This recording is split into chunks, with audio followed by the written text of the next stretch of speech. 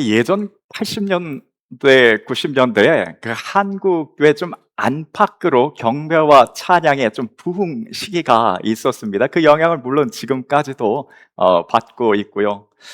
교회 안에서라면 보통 전통적인 그 장로 교회 안에서 그 드려지는 그 예배의 그 틀을 조금 벗어나서 대부분의 이 교회들이 이제 주일 오후 예배부터 이 찬양 예배라는 걸 드리기 시작했습니다. 찬송가 외에 복음송가들을 많이 부르기도 했고요. 뭐 찬송가 보통 대예배, 주일 오전 예배를 대예배라고 하면 그 예배 시간에 그냥 찬송가 안에서 뭐 한 곡 또 혹은 두 곡 그렇게 찬송 드렸던 것을 복음송가를 찬양 예배라고 해서 그 찬양 시간도 길이도 늘리고 찬송가 외에 복음송가를 하면서 또 경배와 찬양 팀을 조직해서 전자 악기들을 동원해서 그렇게 좀 예배를 드렸습니다. 또 교회 밖으로 나가서는요, 청년들을 중심으로 해서 뭐 싱어팀, 악기팀, 율동팀 해서 공원이나 사람들이 이렇게 많이 다니는 곳에 나가서 찬양 집회 형식으로 길거리를 다니는 사람들과 함께 찬양 예배를 드리기도 했습니다. 저도 그 찬양단 가운데 한 명으로 있다가 아내를 만나서 결혼하기도 했고요. 하여튼 열심히였습니다. 또 교회 안에 그 책자들 하나씩 찬송가 외에 그 교회 안에서 잘 부르는 그 복음송가 집을 좀 만들기도 했죠. 그래서 그것을 예배 때마다 활용하고 사용하기도 했습니다. 구약 시대에 성경 시대 안에 구약 시대 이와 같이 우리나라에서 있었던 어떤 경배와 찬양의 부흥기가 그런 시기가 구약 성경의 시대에 있었다라고 한다면 바로 다윗 왕 때입니다. 다윗은 그 스스로도 좀 음악적인 재능이 훌륭한 사람이었고요. 그가 연주를 했을 때에 뭐 사람에게 악한 영이 떠나갔다는 기록이 있을 정도로 악기 연주에도 탁월했습니다. 그 다윗이 이후에 이제 왕이 되었을 때에 국가적인 차원에서 찬양을 발전시켰는데요.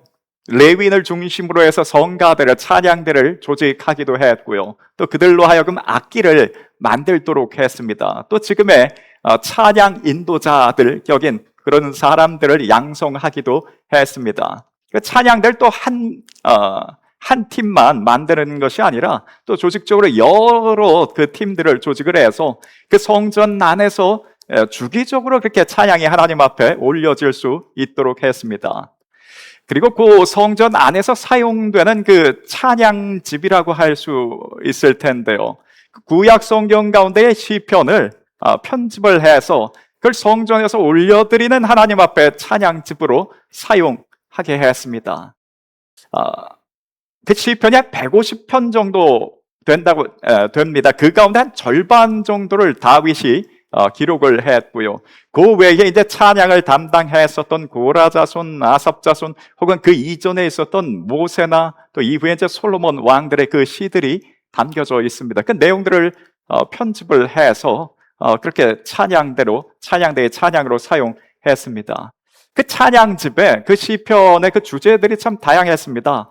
우선 하나님 앞에 예배로 드려졌기 때문에 경배와 찬양에 대한 내용들이 많이 담겨져 있고요. 그 외에도 악에 대한 심판이나 이후에 장차 오실 메시아에 대한 예언이라든지 또 다윗의 그 상황 가운데 어려움과 고난, 환난 가운데 하나님의 도우심과 하나님의 역사와 이런 등등의 내용들이 그 여러 그 시편의 주제로 사용되어졌습니다. 근데 유독 그 가운데에 다윗이 기록했었던 그 시편을 보면 하나님 앞에 그저 어떤 미사여구나 아름다운 말로서 시를 쓴 것이 아니라 굉장히 직선적입니다. 아주 솔직한 내용의 그 찬양의 가사들이 시편의 기도들이 그 가운데 담겨져 있습니다. 그 예를 들어서 한번 시편 3편 같은 경우를 보면요, 아마 보통 사람이라면 그 일생 가운데 좀 지워버리고 싶은 그런 기억들일 것입니다. 그 가족사 안에서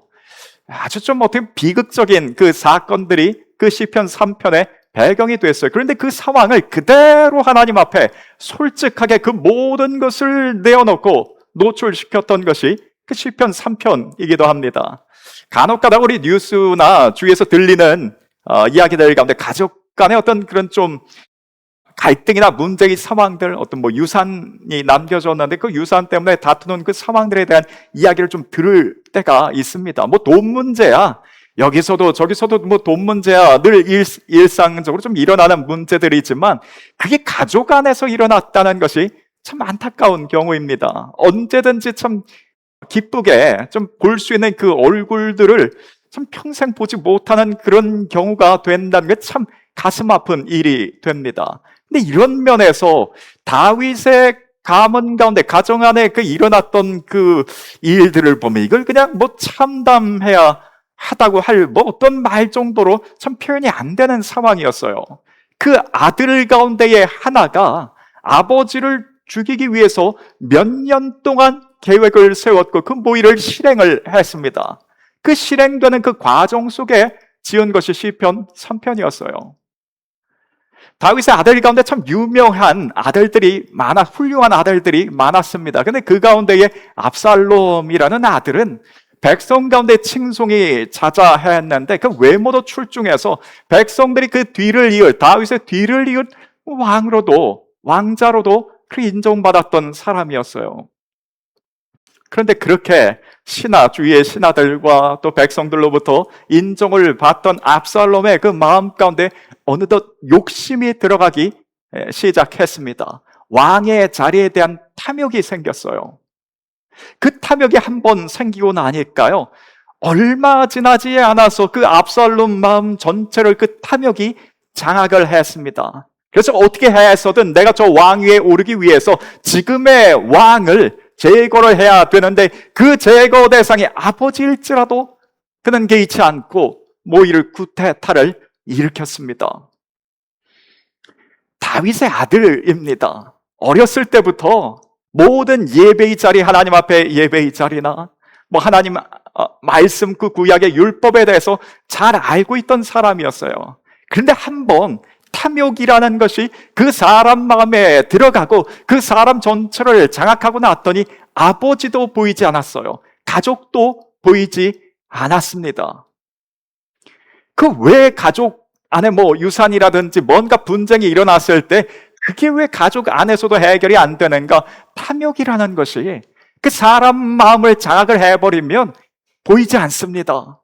가족도 보이지 않고 부모님도 보이지 않습니다. 그저 그 자신의 탐욕을 채우는 것이 최우선이 되어져 버립니다. 그 탐욕에 가득한 아들 압살롬이 칼을 들고 다윗을 찾아왔을 때에 다윗이 그 아들과 함께 칼을 겨눌 수가 없어서 그대로 그냥 도망갔습니다. 그 도망가던 중에 시편 3편을 기록하게 됩니다. 오늘 설교의 주제에서는 조금 벗어나지만 이 탐욕이라는 것이 나온 김에 우리 조금 더 말씀을 좀 나눈다면요, 이 탐욕이라는 것은 누구든지 간에 사람을 가리지 않고 누구든지 간에 그 탐욕에 대해서는 안전할 수 없다는 것입니다. 그 압살롬이라는 그 왕자에게 탐욕이 들어가기 그 이전에 어떻게 보면 그 아버지 다윗에게 그 탐욕이라는 것이 가득할 때가 있었습니다. 그 압살롬이 그렇게 된 데에는 그 아버지의 다윗의 탐욕이 있었습니다. 밧세바라는 여인을 봤을 때 그 밧세바는 다른 사람의 아내가 아니고 나의 충직한 부하 우리아의 아내로 보이지 않았어요.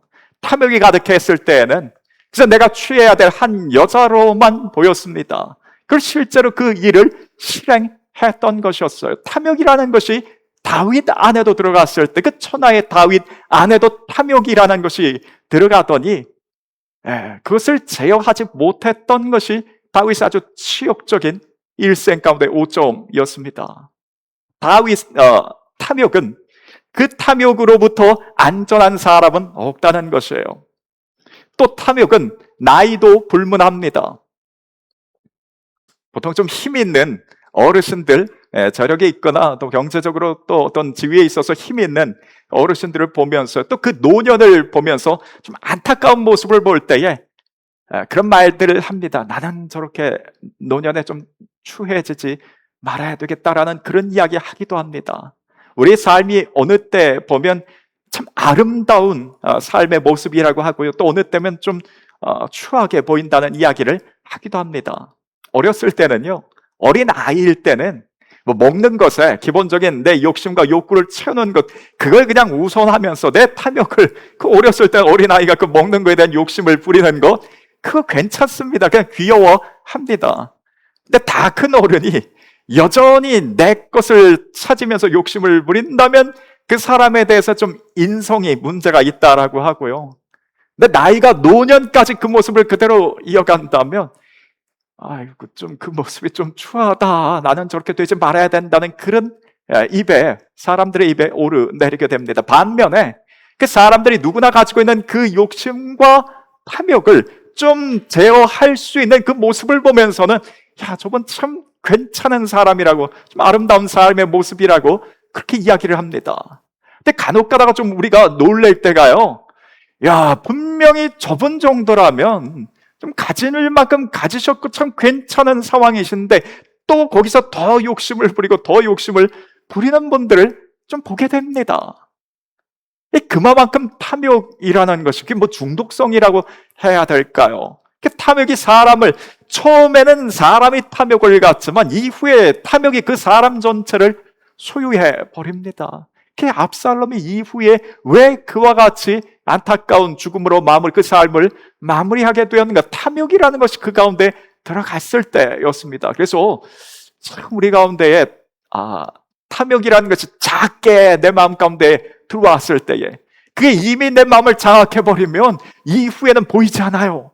주위의 사람들이, 가족으로 보이지 않고 부모님도 보이지 않습니다.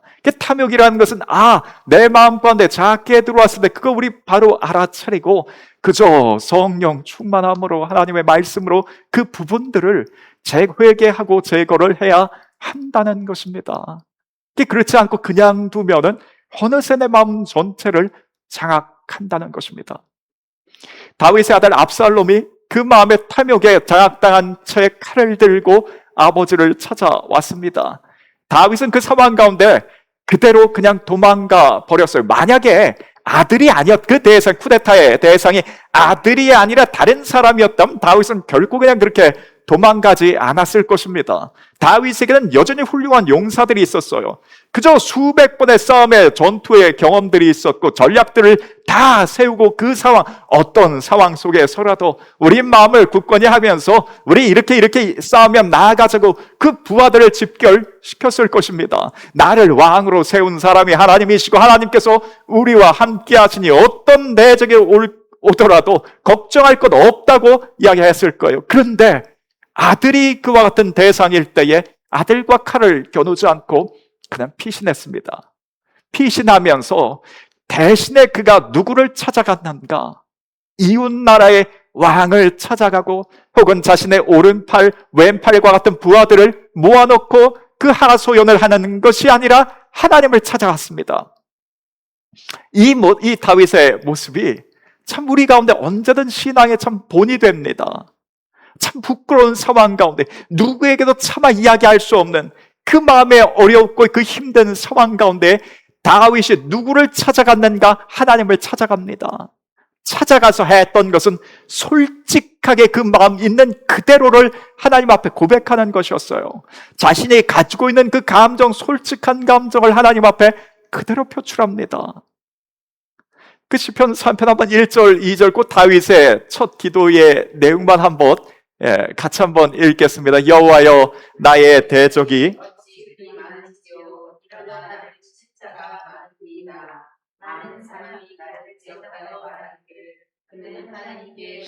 받지 못한다 하나이다. 여호와여, 나의 대적이 어찌 그리 많은지요? 라고 합니다. 그 이전에는 사울 왕의 그렇게 사울이 나를 죽이려고 해서 내가 그렇게 도망다니는 생활을 했고 그 이후에도 참 수없이 많은 전투를 치르면서 많은 적군들이 나를 죽이려고 하는데 이제는 내 아들까지 나를 어떻게 죽이려고 하는 이 상황이 하나님, 나는 너무나 힘들고 슬프다는 것을 하나님께 고백합니다. 그러면서 차마 하기 힘든 말을 이야기하는데요, 주위 사람들이 날더러 하는 말이 저 사람은 하나님의 도움을 받지 못한다고 하나이다.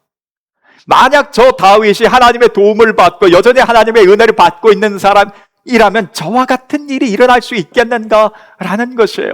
그러니 이 모든 상황이 나에게서 너무 슬프다는 것입니다.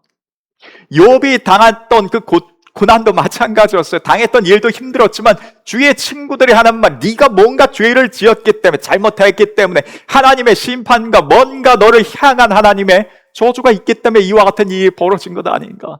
이 주위에서 그런 말을 하는 것이 너무 힘들다는 거예요. 그 다윗은 하나님 앞에 나가서 이야기할 때에 어떤 아름다운 말로 그 상황을 포장한다든지, 하나님 그래도 다 감사합니다, 이후에 좋게 돼, 이런 내용이 아니었어요.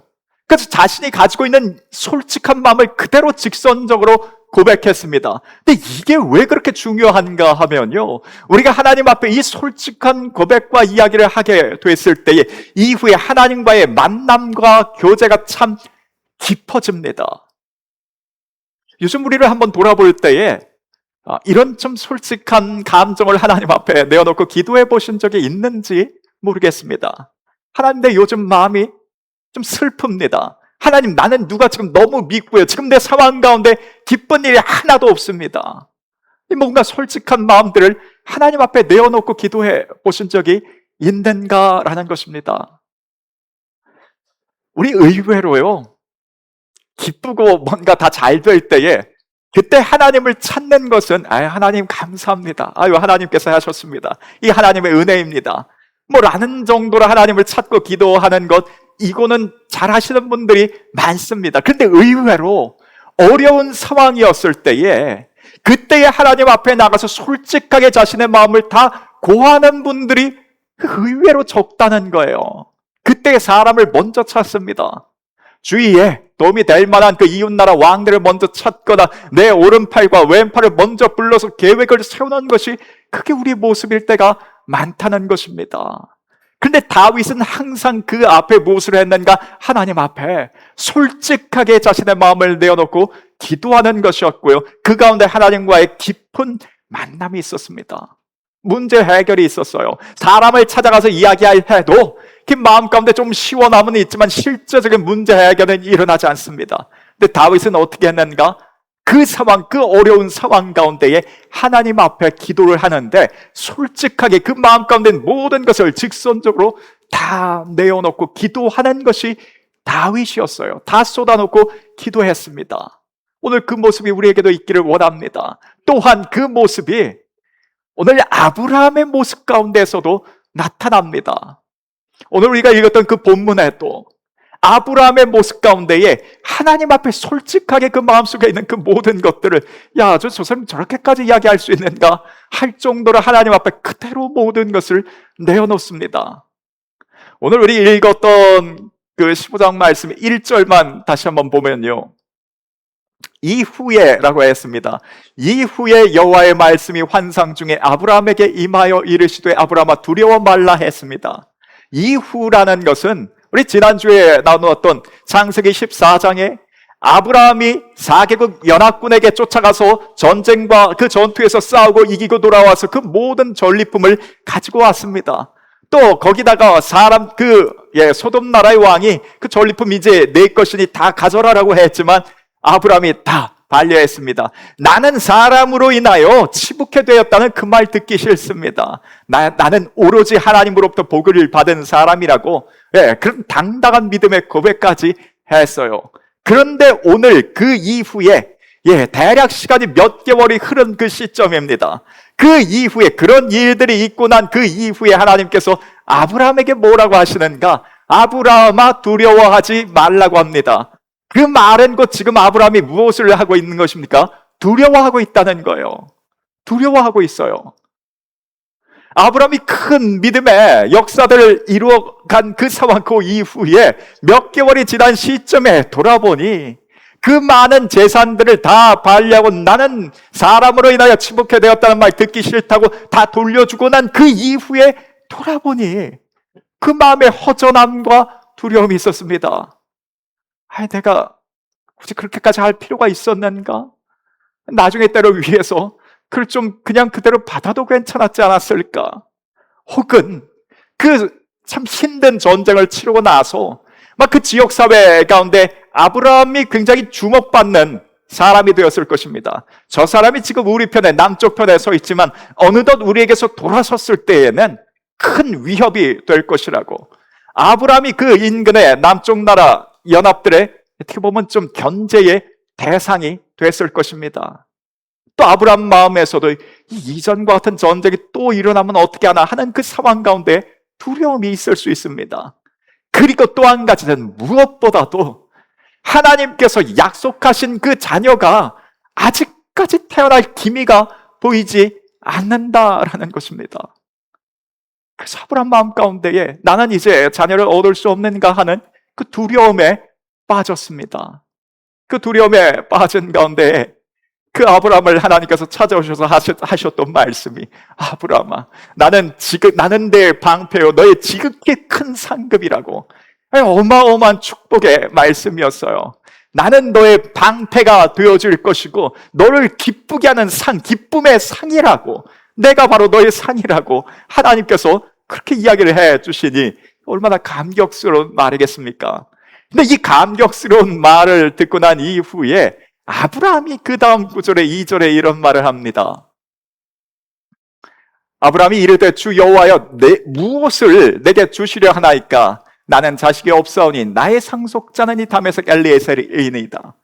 아브라함이 이르되 주 여호와여 내게 무엇을 주시려 하나이까 하는데, 이게 말투가요, 나는 너의 지극히 큰 상급이요 방패라고 했을 때 그 말을 듣고 아브라함이 주 여호와여 내게 무엇을 더 주시려나이까 감격과 감사의 표현이 아니었어요. 그 지극히 그 섭섭한 마음에서 올라오는 그 표현이었습니다. 하나님, 내가 뭘 더 주시렵니까? 나는 지금 무자합니다. 내게 뭘 더 주시렵니까? 그 섭섭함이 그대로 묻어나오는, 어떻게 보면 굉장히 직선적인 하나님 앞에 표현이었습니다. 참 희한하게도요, 하나님께서 아브라함을 만날 때마다 자녀를 약속해 주셨습니다. 처음 아브라함을 만났을 때에도 너는 많은 열국의 아비가 될 것이며 너로 인하여서 많은 후손들이 태어날 것인데 그 하늘의 별을 셀 수 있나 보라. 바다의 모래 알과 같은 많은 후손들이 너를 통하여서 나오게 될 것이라고. 내 이름이 그래서 창대케 될 것이며 복의 근원이 될 것이라고 약속해 주셨습니다. 또 얼마 전에 롯과 갈라질 때도 마찬가지였어요. 일어나 동서남북으로 걸어보라, 행하여 보라, 보이는 모든 것을 너와 내 후손에게 주리라고 그렇게 약속을 하셨는데, 돌아보니 맨 처음 하나님께서 자신을 찾아오셨을 때, 약속을 받았을 때, 고향 땅을 떠났을 때로부터 시간이 벌써 10여 년이나 흘렀습니다. 아니 10여 년이 흘렀는데 내 후손이 하늘의 별처럼 많게 되려면 그 10여 년 동안 적어도 못해도 한 2-3명의 자녀는 있어야 될 텐데, 그래야지만이 하나님의 약속이 이후에도 뭔가 이루어질 것이고 내 이름이 장대케 될 것이고 나로 하여금 많은 민족들을 이루게 할 것이란 그 하나님의 약속이 이루어질 텐데, 아직까지도 그 시간이 지났는데 자녀가 단 한 명도 없다는 것이었어요. 그 상황 가운데 아브라함의 마음이 두려움이 생겼을 뿐만 아니라 그 자녀 한 명 없다는 것이 문제가 아니라 하나님의 약속은 아무것도 이루어질 것이 없는 상황이 된 것입니다. 자녀가 태어나지 않는다라는 것은 내 이름은 그것으로 끝나는 것이며, 열국의 아비가 된다든지 하늘의 별처럼 자녀가 많게 된다든지 모든 약속은 하나도 이루어질 수 없는 약속이라는 거예요. 그래서 하나님 앞에 내게 뭘 더 주시렵니까? 라는 그 반문처럼 대꾸처럼 했던 것입니다. 그러면서 내 집에 길리온 자가, 내 집에서 나는 이 다메섹 사람 엘리에셀이라고 했는데, 다메섹 사람 엘리에셀은 그 집에서 길리온 종이었어요. 이 종이 나의 상속자가 될 것입니다. 그러면서 거기서 그 말도 부족했는지 아브라함이 3절에 또 이렇게 이야기를 합니다. 아브라함이 또 이르되 주께서 내게 씨를 주지 아니하셨으니 내 집에서 길린 자가 내 상속자가 될 것이라고. 제가 아마 아브라함 옆에 있었더라면 그만 좀 하라 그 정도면 됐다고 할 법한 내용입니다. 하나님께서 나한테 자녀를 여태까지 한 명도 주지 않았으니 내 집에 길리온 이 종이 나의 상속자가 될 것이라고 하는 그런 말이었어요. 그냥 정말 직선적인 솔직한 그런 표현과 말이었습니다. 그 말을 듣고 나서 하나님께서 아브라함에게 좀 한마디 야단을 치실 법했는데 그렇지 않고 이렇게 4절에 이렇게 말씀하십니다. 여호와의 말씀이 그에게 임하여 이르시되 그 사람이 그 엘리에셀이 내 상속자가 아니라 내 몸에서 날짜가 있다는 거예요. 날짜가 내 상속자가 되리라 하셨습니다. 그리고 나서 하나님께서 그 아브라함을 데리고 밖으로 나가시는데 그 이후에 5절에 그를 이끌고 밖으로 나가 이르시되 하늘을 우러러 무뼈를 셀 수 있나 보라. 또 그에게 이르시되 내 자손이 이와 같으리라 라고 합니다. 그 아브라함을, 그 마음 가운데 섭섭함과 두려움이 가득 차 있는 그 아브라함을 데리고 나가셨어요. 데리고 나가셔서 저 하늘을 실물 교육이었습니다. 그 밤 하늘을 바라보게 하시면서 그 수많은 셀 수 없는 별빛을 바라보면서 내 후손이 이와 같을 것이며 바다에 정말 셀 수 없는 모래와 같이 내 후손이 많아질 것이라고 그 아브라함을 야단하지 않고 데리고 나가서 직접 하나님께서 그 모습을 보여주시며 약속의 말씀을 또 해주십니다. 그 약속의 말을 듣고 난 이후에 하나님의 말씀을 통하여서 참 아브라함 마음 가운데 기적과 같은 역사가 일어나는데 하나님의 말씀이 믿어지기 시작했습니다. 마음 가운데 두려움과 염려가 사라졌으며 하나님의 말씀이 믿어졌어요. 그의 솔직한 하나님 앞에 기도 가운데에 하나님께서 그를 만나주셨고 하나님과의 깊은 교제와 그 말씀을 통하여서 아브라함의 모든 것들이 또다시 회복됐다는 것입니다. 우리 사람은 하나님께서 우리를 만드실 때 하나님과의 교제와 하나님의 말씀을 통하여서 살도록 우리를 창조하셨습니다. 그래서 언제든 우리 가운데 그 하나님 앞에 나아갈 때 솔직한 우리 속마음을 그대로 하나님 앞에 구하면서 나아갈 수 있기를 원하며 그 하나님의 말씀을 듣고 힘을 얻을 수 있기를 원합니다. 우리 이미 하나님으로부터 아브람뿐만 아니라요, 우리도 하나님으로부터 받은 약속의 말씀들이 참 많습니다. 예수 믿는 자들을 향해서 바요나 시몬아 내가 복이 있도다라고 했습니다. 우리도 동일하게 예수님을 구세주로 믿고 있는 우리를 향해서 약속하셨던 말씀은 너는 복이 있는 인생이라는 약속을 저와 여러분 받았습니다. 우리만 받았는가? 내 후손이 복을 받을 것이며 내 후손의 후손이 복을 받을 것이라는 약속을 우리는 받았습니다. 아니 약속은 받았는데 내 삶 가운데 그 약속이 정말 성실하게 이루어졌다고 느껴지실 때도 있고 그런 상황도 있고 또 그렇지 못할 때도 있었을 것입니다.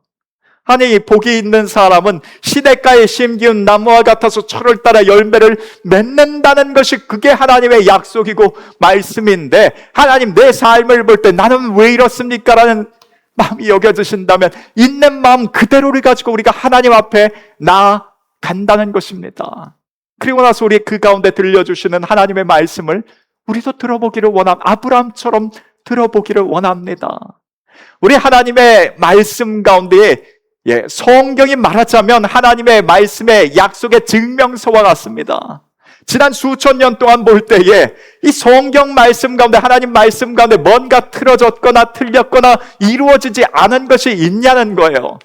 결국 그 하나님의 말씀은 아브라함의 삶 가운데 또 지난 모든 성경의 역사 가운데 또 우리 삶 가운데 이루어져 왔고 앞으로도 이루어질 것입니다. 그러니 거기에 대해서는 염려하지 말고 그저 우리 마음에 어려움이 있을 때에 하나님 앞에 그대로 나아가서 기도하면서 깊은 하나님과의 만남과 교제 가운데에 하나님의 말씀을 좀 들어보시기 바랍니다.